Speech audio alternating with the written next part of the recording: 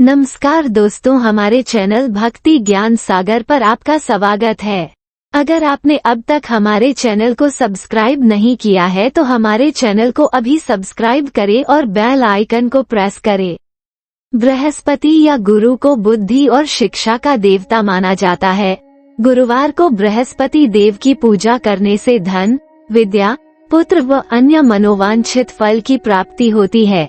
गुरुवार व्रत की कथा प्राचीन काल की बात है। किसी राज्य में एक बड़ा प्रतापी और दानी राजा राज करता था। वह प्रत्येक गुरुवार को व्रत रखता एवं भूखे और गरीबों को दान देकर पुण्य प्राप्त करता था, परंतु ये बात उसकी रानी को अच्छी नहीं लगती थी।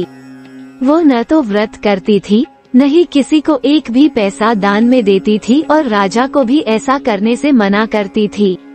एक समय की बात है, राजा शिकार खेलने के लिए वन चले गए थे। घर पर रानी और दासी थी। उसी समय गुरु बृहस्पति देव साधु का रूप धारण कर राजा के दरवाजे पर भिक्षा मांगने आए। साधु ने जब रानी से भिक्षा मांगी तो वह कहने लगी, हे साधु महाराज, मैं इस दान और पुण्य से तंग आ गई हूँ। आप कोई ऐसा उपाय बताएं जिससे कि सारा धन नष्ट हो जाए और मैं आराम से रह सकूं।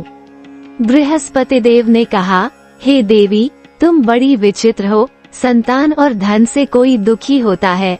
अगर अधिक धन है तो इसे शुभ कार्यों में लगाओ, कुंवारी कन्याओं का विवाह कराओ, विद्यालय और बाग बगीचे का निर्माण कराओ, जिससे तुम्हारे दोनों लोक सुधरें। परंतु साधु की इन बातों से रानी को खुशी नहीं हुई। उसने कहा कि मुझे ऐसे धन की आवश्यकता नहीं है जिसे मैं दान दूं और जिसे संभालने में मेरा सारा समय नष्ट हो जाए। तब साधु ने कहा, यदि तुम्हारी ऐसी इच्छा है तो मैं जैसा तुम्हें बताता हूँ तुम वैसा ही करना। गुरुवार के दिन तुम घर को गोबर से लीपना, अपने केशों को पीली मिट्टी से धोना, केशों को धोते समय स्नान करना, राजा से हजामत बनाने को कहना, भोजन में मांस मदिरा खाना, कपड़ा धोबी के यहाँ धुलने डालना। इस प्रकार 7 बृहस्पतिवार करने से तुम्हारा समस्त धन नष्ट हो जाएगा। इतना कहकर साधु रूपी बृहस्पति देव अंतर्ध्यान हो गए। साधु के अनुसार कई बातों को पूरा करते हुए रानी को केवल 3 बृहस्पतिवार ही बीते थे कि उसकी समस्त धन संपत्ति नष्ट हो गई। भोजन के लिए राजा का परिवार तरसने लगा। तब एक दिन राजा ने रानी से बोला कि हे रानी, तुम यहीं रहो, मैं दूसरे देश को जाता हूँ, क्योंकि यहाँ पर सभी लोग मुझे जानते हैं, इसलिए मैं कोई छोटा कार्य नहीं कर सकता। ऐसा कहकर राजा परदेश चला गया। वहाँ वो जंगल से लकड़ी काटकर लाता और शहर में बेचता। इस तरह वो अपना जीवन व्यतीत करने लगा। इधर राजा के परदेश जाते ही रानी और दासी दुखी रहने लगी।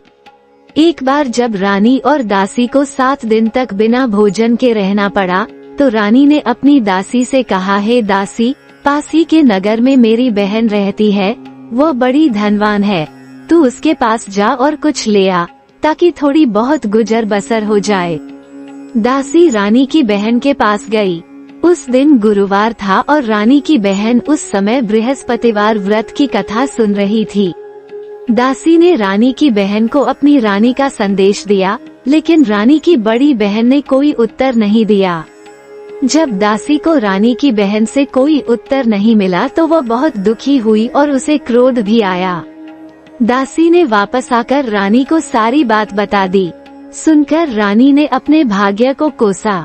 उधर रानी की बहन ने सोचा कि मेरी बहन की दासी आई थी, परंतु मैं उससे नहीं बोली, इससे वह बहुत दुखी हुई होगी। कथा सुनकर और पूजन समाप्त करके वो अपनी बहन के घर आई और कहने लगी, हे बहन, मैं बृहस्पतिवार का व्रत कर रही थी। तुम्हारी दासी मेरे घर आई थी, परंतु जब तक कथा होती है तब तक न तो उठते हैं और न ही बोलते हैं, इसलिए मैं नहीं बोली। कहो दासी क्यों गई थी? रानी बोली, बहन, तुमसे क्या छिपाऊं, हमारे घर में खाने तक को अनाज नहीं था। ऐसा कहते कहते रानी की आंखें भर आई। उसने दासी समेत पिछले 7 दिनों से भूखे रहने तक की बात अपनी बहन को विस्तार पूर्वक सुना दी। रानी की बहन बोली, देखो बहन, भगवान बृहस्पति देव सबकी मनोकामना को पूर्ण करते हैं। देखो, शायद तुम्हारे घर में अनाज रखा हो। पहले तो रानी को विश्वास नहीं हुआ, पर बहन के आग्रह करने पर उसने अपनी दासी को अंदर भेजा तो उसे सचमुच अनाज से भरा एक घड़ा मिल गया। ये देखकर दासी को बड़ी हैरानी हुई। दासी रानी से कहने लगी, हे रानी, जब हमको भोजन नहीं मिलता तो हम व्रत ही तो करते हैं, इसलिए क्यों न इनसे व्रत और कथा की विधि पूछ ली जाए ताकि हम भी व्रत कर सकें। तब रानी ने अपनी बहन से बृहस्पतिवार व्रत के बारे में पूछा। उसकी बहन ने बताया, बृहस्पतिवार के व्रत में चने की दाल और मुनक्का से विष्णु भगवान का केले की जड़ में पूजन करें तथा दीपक जलाएं, व्रत कथा सुने और पीला भोजन ही करें। इससे बृहस्पति देव प्रसन्न होते हैं। व्रत और पूजन विधि बताकर रानी की बहन अपने घर को लौट गई। 7 दिन के बाद जब गुरुवार आया तो रानी और दासी ने व्रत रखा। घुड़साल में जाकर चना और गुड़ लेकर आईं। फिर उससे केले की जड़ तथा विष्णु भगवान का पूजन किया। अब पीला भोजन कहाँ से आए, इस बात को लेकर दोनों बहुत दुखी थे। चूंकि उन्होंने व्रत रखा था, इसलिए बृहस्पति देव उनसे प्रसन्न थे।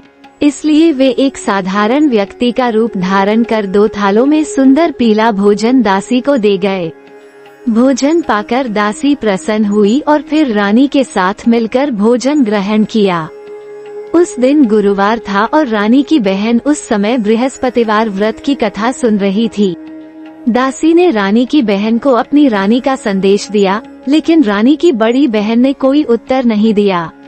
जब दासी को रानी की बहन से कोई उत्तर नहीं मिला तो वो बहुत दुखी हुई और उसे क्रोध भी आया। दासी ने वापस आकर रानी को सारी बात बता दी। सुनकर रानी ने अपने भाग्य को कोसा। उधर रानी की बहन ने सोचा कि मेरी बहन की दासी आई थी, परंतु मैं उससे नहीं बोली, इससे वह बहुत दुखी हुई होगी।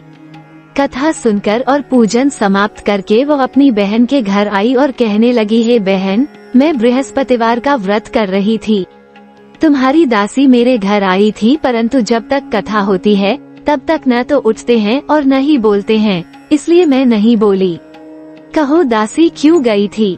रानी बोली, बहन, तुमसे क्या छिपाऊं, हमारे घर में खाने तक को अनाज नहीं था।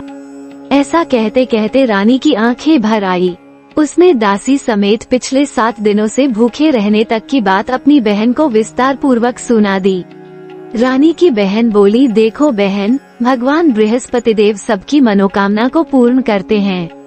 देखो, शायद तुम्हारे घर में अनाज रखा हो। पहले तो रानी को विश्वास नहीं हुआ, पर बहन के आग्रह करने पर उसने अपनी दासी को अंदर भेजा तो उसे सचमुच अनाज से भरा एक घड़ा मिल गया। ये देखकर दासी को बड़ी हैरानी हुई। दासी रानी से कहने लगी, हे रानी, जब हमको भोजन नहीं मिलता तो हम व्रत ही तो करते हैं, इसलिए क्यों न इनसे व्रत और कथा की विधि पूछ ली जाए ताकि हम भी व्रत कर सकें। तब रानी ने अपनी बहन से बृहस्पतिवार व्रत के बारे में पूछा। उसकी बहन ने बताया, बृहस्पतिवार के व्रत में चने की दाल और मुनक्का से विष्णु भगवान का केले की जड़ में पूजन करें तथा दीपक जलाएं, व्रत कथा सुने और पीला भोजन ही करें। इससे बृहस्पति देव प्रसन्न होते हैं। व्रत और पूजन विद प्रश्नवाचक चिन्ह बताकर रानी की बहन अपने घर को लौट गई। 7 दिन के बाद जब गुरुवार आया तो रानी और दासी ने व्रत रखा। घुड़साल में जाकर चना और गुड़ लेकर आए। फिर उससे केले की जड़ तथा विष्णु भगवान का पूजन किया। अब पीला भोजन कहाँ से आए, इस बात को लेकर दोनों बहुत दुखी थे।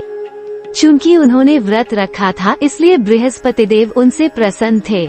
इसलिए वे एक साधारण व्यक्ति का रूप धारण कर 2 थालों में सुंदर पीला भोजन दासी को दे गए। भोजन पाकर दासी प्रसन्न हुई और फिर रानी के साथ मिलकर भोजन ग्रहण किया। उसके बाद वे सभी गुरुवार को व्रत और पूजन करने लगी। बृहस्पति भगवान की कृपा से उनके पास फिर से धन संपत्ति आ गई, परंतु रानी फिर से पहले की तरह आलस्य करने लगी।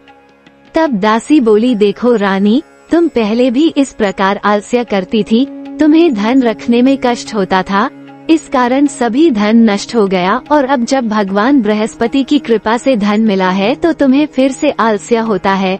रानी को समझाते हुए दासी कहती है कि बड़ी मुसीबतों के बाद हमने ये धन पाया है, इसलिए हमें दान पुण्य करना चाहिए, भूखे मनुष्यों को भोजन कराना चाहिए और धन को शुभ कार्यों में खर्च करना चाहिए, जिससे तुम्हारे कुल का यश बढ़ेगा, स्वर्ग की प्राप्ति होगी और पितृ प्रसन्न होंगे। दासी की बात मानकर रानी अपना धन शुभ कार्यों में खर्च करने लगी, जिससे पूरे नगर में उसका यश फैलने लगा। बृहस्पतिवार व्रत कथा के बाद श्रद्धा के साथ आरती की जानी चाहिए।